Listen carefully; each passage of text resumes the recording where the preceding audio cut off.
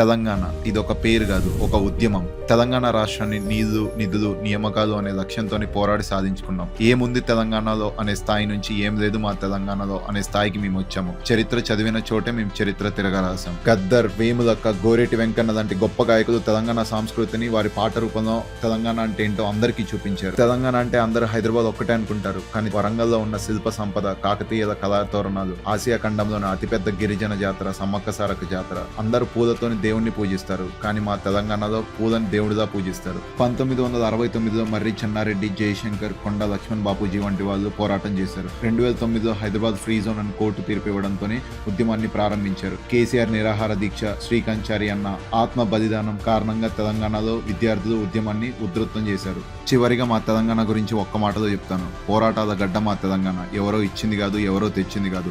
మేము కష్టపడ్డాము, మేము తెచ్చుకున్నాము. ఎంతో మంది ప్రాణత్యాగాలు, ఎంతో నిరీక్షణ, ఎన్నో ఉద్యమాల తర్వాత జూన్ 2, 2014 మా తెలంగాణ మాకు వచ్చింది. ఇది మా తెలంగాణ రాబాయ్ అని గర్వంగా చెప్పుకుంటాం ప్రపంచంలో ఎక్కడున్నా. That's my Telangana. జై తెలంగాణ. నా తెలంగాణ కోటి రతనాల వీణ.